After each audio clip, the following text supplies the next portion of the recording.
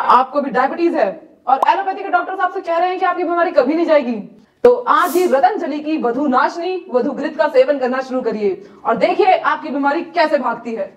और अगर आप भी सभी बीमारियों से बचना चाहते हैं तो रतंजलि का आटा, सोप, टूथपेस्ट, शहद सब इस्तेमाल करना शुरू कर दीजिए। और ऐसे हर एक फॉल्स क्लेम के लिए बाबा रामदेव पर सुप्रीम कोर्ट ने 1 करोड़ का फाइन लगाया है। लेकिन हैरान कर देने वाली बात यह है कि ये वही कंपनी है जिसने फाइनेंशियल ईयर 23 में 45,000 करोड़ का रेवेन्यू जनरेट किया है और इसका अनुमान लगाया जा रहा है कि अगले 5 साल में ये कंपनी 1 लाख करोड़ का रेवेन्यू क्रॉस कर जाएगी। फिर जो कंपनी इतना रेवेन्यू जनरेट कर रही है उस पर सुप्रीम कोर्ट फाइन क्यों लगाना चाहती है? आखिर प्रॉब्लम क्या है? क्या बाबा रामदेव और ये कंपनी हमारे साथ स्कैम कर रही है? अगर आप यही जानना चाहते हैं तो इस वीडियो के एंड तक बने रहिए। लेकिन पतंजलि को समझने से पहले हमें इस कंपनी को समझने की जरूरत है। देखो, इंडिया एक ऐसी कंट्री है जहां पर एक बाबा की नेटवर्थ 10,000 करोड़ है। एंड टेल मी, आप कौन से ऐसे बाबा को जानते हैं जिनकी कंपनी स्टॉक मार्केट पर लिस्टेड हो? सिर्फ एक ना, पतंजलि। आज तक सिर्फ बाबा रामदेव ही बिजनेस का असली कोड क्रैक कर पाए हैं। जब 2006 में पतंजलि आयुर्वेद को शुरू किया गया था उस टाइम पर इंडिया में बाबा रामदेव ऑलरेडी योग गुरु की छवि में फेमस हो चुके थे और उन्होंने बहुत ही स्मार्टली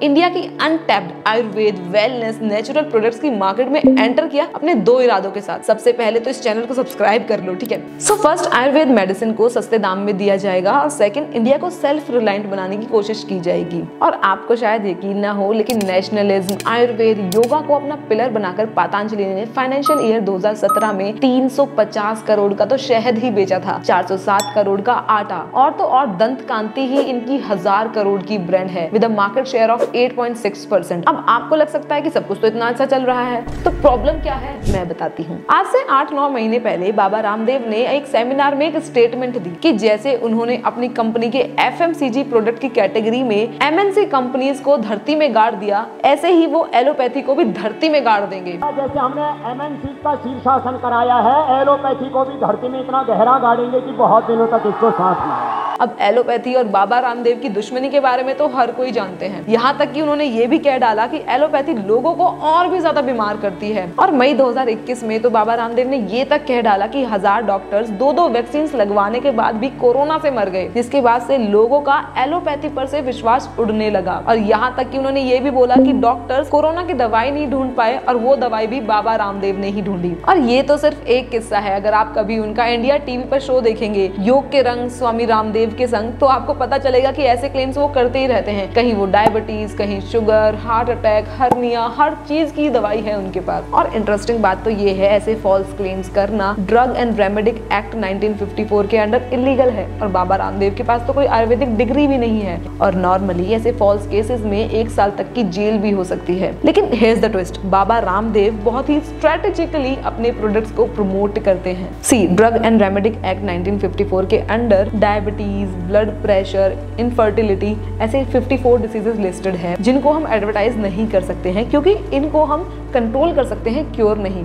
लेकिन जब भी बाबा रामदेव इन सब चीजों के बारे में बात करते हैं तो वो बहुत ही स्मार्टली अपना डाइट, योगा, मेडिसिन के कॉम्बिनेशन को रिकमेंड करते हैं। अब मान लो एक डायबिटीज का मरीज इनसे प्रभावित होकर पतंजलि की दवाई खानी शुरू कर देता है और वो ठीक नहीं हुआ, तो ये लोग उससे बोल देंगे कि हमारी तो दवाई ठीक है लेकिन तुमने ही अपना योगा, डाइट प्लान अच्छे से फॉलो नहीं किया, सो गलती तुम्हारी है, हमारी नहीं। और इन क्लेम्स के अगेंस्ट लीगल एक्शन लेने के लिए हमें एक ऐसा क्लेम चाहिए जहां पर सिर्फ एक ड्रग की ही बात हो। और सिर्फ एक यही नहीं, एक और बहुत बड़ा लूप होल है जिसकी वजह से कभी भी बाबा रामदेव के खिलाफ कोई लीगल एक्शन लिया ही नहीं जा सकता। असलियत में बाबा रामदेव पतंजलि के ओनर है ही नहीं, उनके पास तो पतंजलि का 1% शेयर भी नहीं है। यस, आपने बिल्कुल सही सुना, पतंजलि के असली ओनर आचार्य बालकृष्ण है जिनके पास कंपनी के 94% स्टेक है। मतलब बाबा रामदेव तो कंपनी का सिर्फ एक फेस है। तो बाबा रामदेव सिर्फ प्रोडक्ट के बिहाफ पर बात कर रहे हैं, यहाँ पर कहीं पर भी पतंजलि डायरेक्टली इन्वॉल्व नहीं है। और यहाँ पर सिर्फ हमारा फॉल्स क्लेम ही प्रॉब्लम नहीं है, प्रॉब्लम प्रोडक्ट्स के साथ भी है। पिछले साल उत्तराखंड ने पतंजलि के 5 ड्रग्स को बैन किया था। नेपाल के ड्रग रेगुलेटर ने पतंजलि के दिव्या फार्मेसी को ब्लॉक लिस्ट कर दिया था क्योंकि उन्होंने WHO के स्टैंडर्ड्स को मानने से मना कर दिया था। इवन ग्लूकोमा के लिए 2022 में साइंटिफिक एविडेंस बेस्ड एडवर्टाइजमेंट की गई थी, लेकिन चेक करने पर पता चला कि उनमें से ज्यादातर मेडिसिन तो क्लिनिकल ट्रायल्स के लिए रजिस्टर्ड तक नहीं थी। और सबसे ज्यादा शॉकिंग बात तो ये है कि बाबा रामदेव के खिलाफ टोटल 100 केसेस रजिस्टर्ड है by the government of Uttarakhand. अब इन सब cases, ban, advertisement, false claim के बावजूद भी कोरोना के टाइम पर पतंजलि ने 25 लाख कोरोना किट्स बेची थी 250 करोड़ में। और इन सब एडवर्टाइजमेंट से ये चीज तो क्लियर है कि पतंजलि मॉडर्न साइंस डॉक्टर्स के खिलाफ जाना चाहता है, लेकिन इंडियन मेडिकल साइंस एसोसिएशन के 3,25,000 डॉक्टर्स के पास भी एक एजेंडा है, जो है बाबा रामदेव को अपोज करना। और इस बार सुप्रीम कोर्ट की वार्निंग से पतंजलि का एजेंडा तो थोड़ा कम पड़ गया है। सुप्रीम कोर्ट ने वार्निंग दी है कि अगर पतंजलि और बाबा रामदेव ने मिसलीडिंग एडवर्टाइजमेंट को बंद नहीं किया तो उनके हर एक प्रोडक्ट जो क्योर क्लेम करता है उस पर 1 करोड़ की पेनल्टी लगाई जाएगी। अब सुप्रीम कोर्ट के इतने बड़े रिएक्शन से ये तो तय है कि वो भी पतंजलि और उनके एजेंडा से परेशान है, क्योंकि ये बार बार पेशेंट को मॉडर्न साइंस, मेडिसिन से और उनके डॉक्टर से खिलाफ भड़का रहे हैं। लेकिन बाबा रामदेव ने इस पेनल्टी के रिप्लाई में कोई एविडेंस या फिर फैक्ट देने की बजाय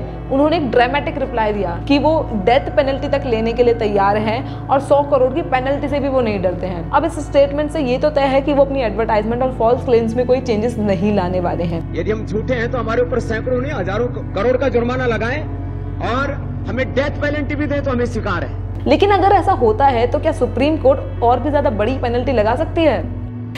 अगर वीडियो अच्छा लगा तो लाइक तो बनता है ना। बाय।